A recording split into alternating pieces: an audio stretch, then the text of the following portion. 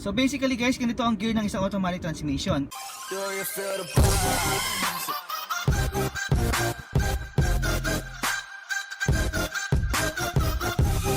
Hey guys, bago ako mag-start, don't forget to subscribe and hit the bell para laging updated sa new videos ko about crypto at how to make money online. What's up guys? Since nabagsak ba ngayon ng crypto market at napansin ko na wala pang masyadong nag-upload sa YouTube ng mga driving lessons na Tagalog, at since na mayroon naman akong kotse, naisipan ko po na ito munang i-upload ko. Pero bago po ako natuto, nag-aral po muna ako sa isang driving school. Kaya pwede ko pong may share sa inyo yung natutunan ko sa driving school at yung mga natutunan ko din po based on my experience. Alam nyo guys, mahalaga po na manood muna kayo ng mga tutorials bago po kayo sumabak sa isang driving lesson.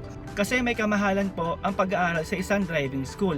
Kagaya ko po, nagbayad po ako ng 10,000 pesos para sa 15 hours na driving lesson. Hindi ko alam kung nagmahal na sila ngayon, pero sa totoo lang, mura pa po yun. Ibig ko lang sabihin, mahalaga po ang bawat minuto pag nag-aral ka na mag-drive sa isang driving school. Kaya dapat, mas maganda kung madali mo matututunan yung mga tinuturo sa'yo. Kaya itong video na to, parang heads up na din para mas madali nyo matutunan yung mga ituturo sa inyo sa driving school.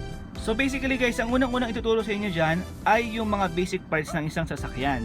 So iba-iba man po yung mga brand ng sasakyan, at iba-iba man yung mga accessories. Pagdating po sa mga basic parts, pare-parehas lang po yan. So nagkakaiba-iba lang po yan sa pinaka-design at sa pinaka-layout. Bali ito yung pinaka-dashboard guys. Dito mo makikita yung RPM mo, yung speed mo, then kung anong gear ka ngayon. So itong P, ibig sabihin yan, parking.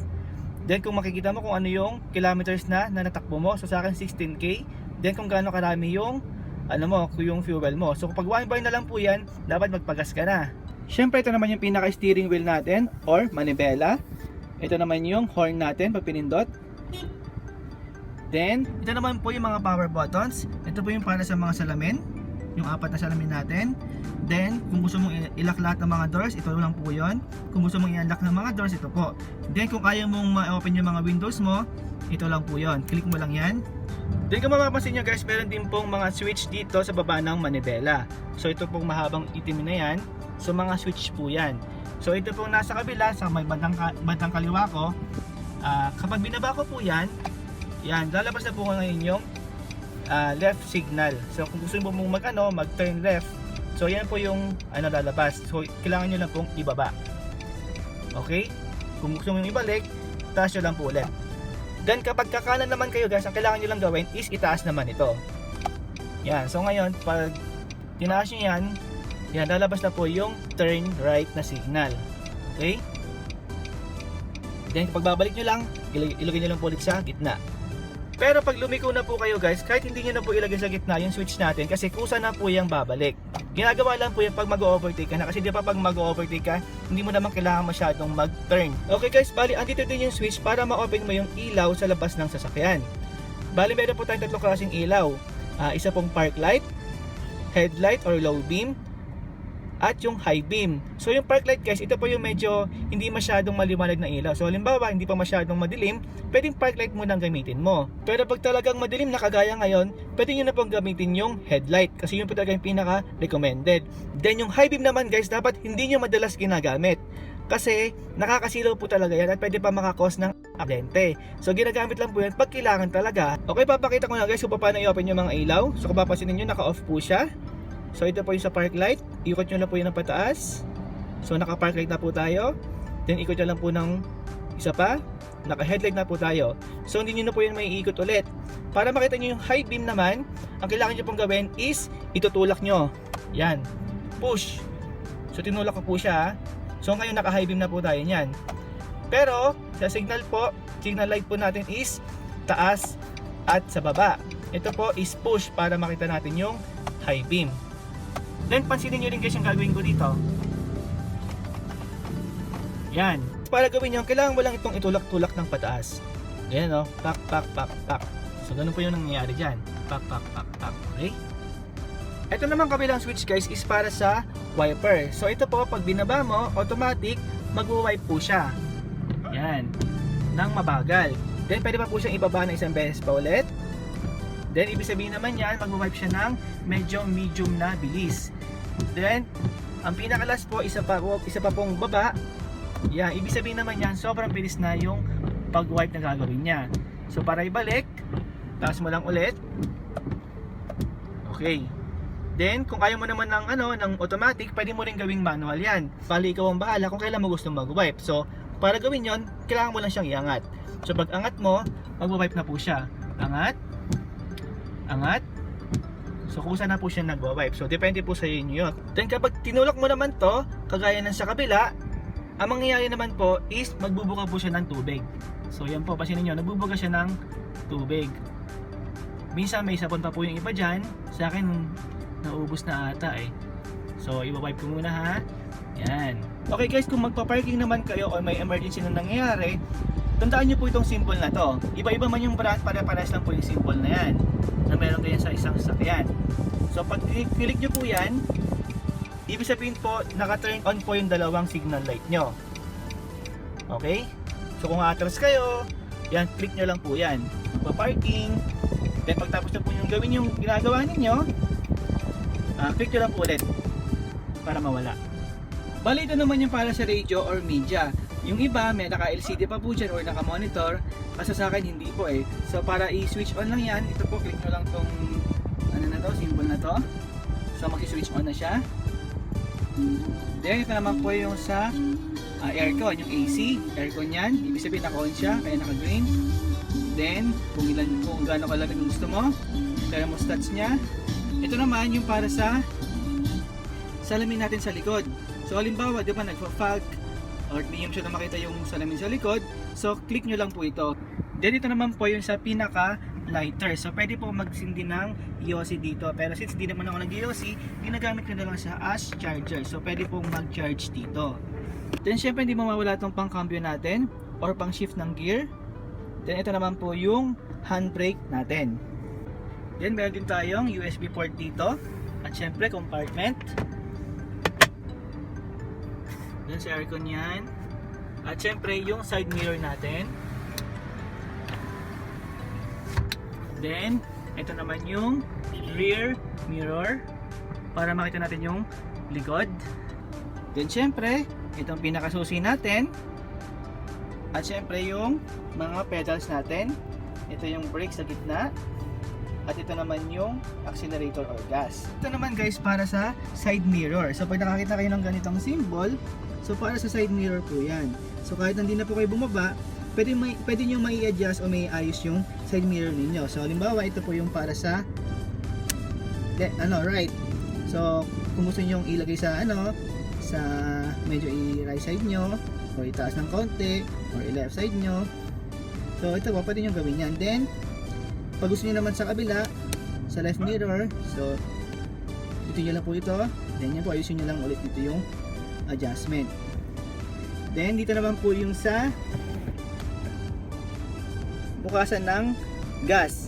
So halimbawa pag magbabagas na kayo, dito nyo po i-open yung sa gas nyo, sa gas tank nyo. Then ito naman po yung sa hood para sa mga makina nyo. So kung gusto nyo tingnan, yan, ito pa yung bukasan. Para mabuksan yan, hihilahin lang po yan. Pagkahila nyo po yan, mag-open na po ito. Then ito naman po sa baba, yung kadalasan nasa baba talaga yan, yung pinaka switch sa likod, sa likod ng natin, ng trunk, no? So ito po. Then isa sa mga pinaka-importante, itong seat belt. Then itong visor natin para pag nasisilaw ka. Then syempre itong ilaw natin sa loob. Pag gusto mo itong i-open, click mo lang to. Then kapag lagyan mo naman sa gitna, automatic kapag binuksan mo yung pintuan nyo or inalak mo yung kotse, magbubukas po itong ilaw na to. Pero kusa rin siyang magsasara. Dahil kung gusto mo naman siya naka-turn off lang talaga, click mo lang to. So kahit nabuksan mo yung pintuan nyo or inalak mo yung kotse nyo, hindi siya magbubukas. Okay, dahil na-explain ko na yung mga basic parts sa isang sasakyan, pwede na po tayo magsimulang mag-drive. So, ang unang munang gagawin guys is dapat ayusin muna natin ang sarili natin. Dapat po, komportable po tayo pag magdadrive. Bali, para gawin yon, kailangan po muna natin ayusin yung upuan natin. Take note po ha, upuan po muna bago yung mga salamin. Kasi, pag time na naayusin mo yung upuan mo at inuna mo yung mga salamin, siguradong babalik ka po ulit sa umpisa.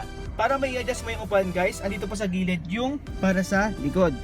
So kailangan mo lang pong iangat itong switch na to. Then yung ibang mga sasakyan po, kahit po itong pinakababang upuan, kaya din pong iangat. Kaso nga lang sa akin, wala pong ganong adjustment, kaya ito lang pong sa likod ang kaya kong may adjust. Para maiabante mo naman yung upuan mo or may atras, so dito lang po yun sa bandang baba ng upuan.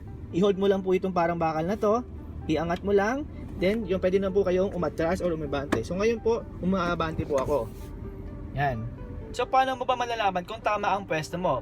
Una, dapat po nakasandal ka ng maayos. So hindi po nakaganito, hindi po nakaganon na masyado.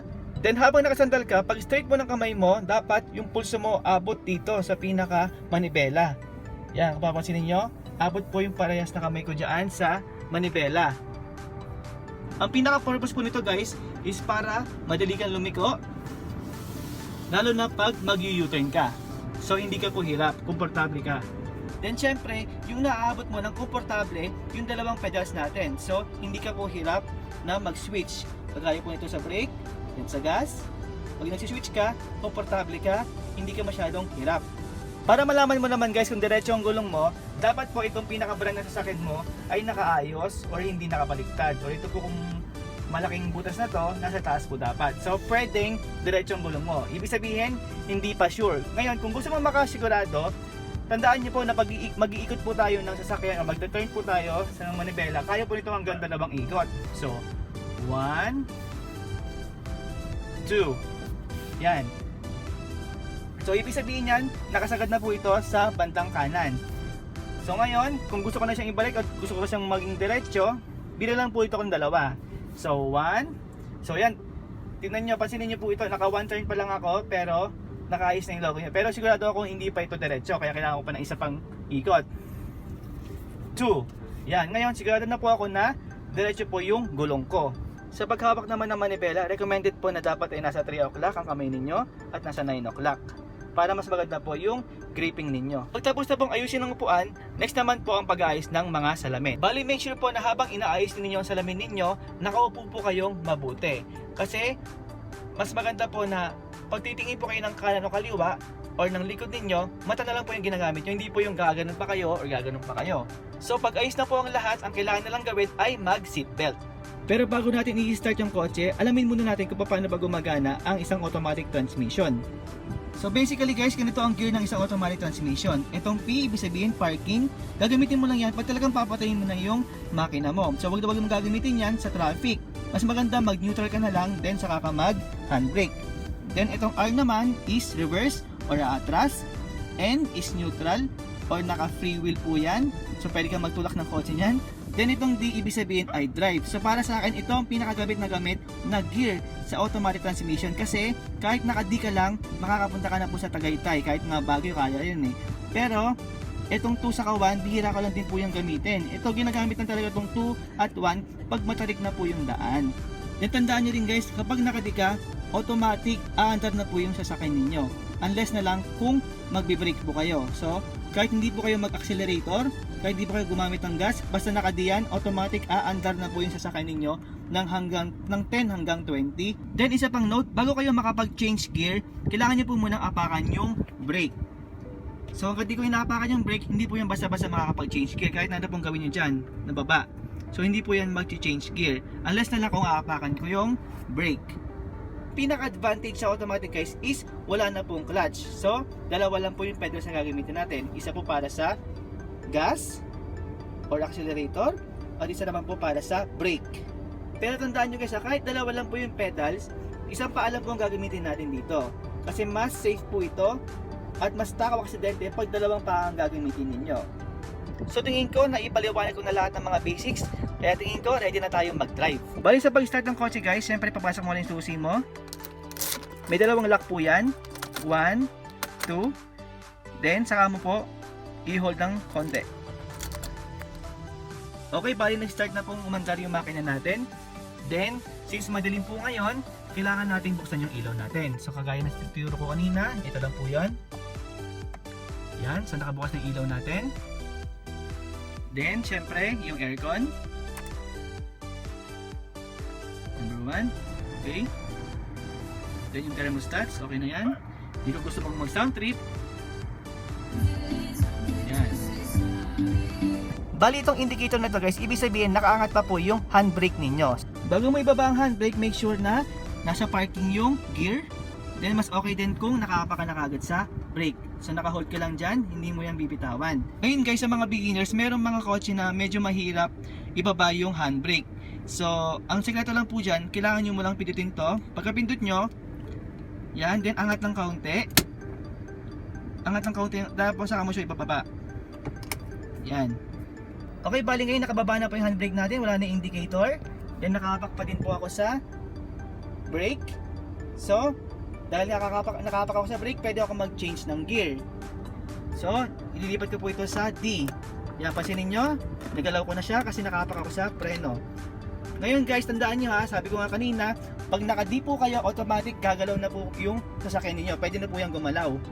Pero dahil hindi siya gumagalaw kasi nga, naka-brake pa ako. Ngayon, pag bibitawan ko po yung brake na yan, ng dahan-dahan, uti-uti po akong gagalaw yan.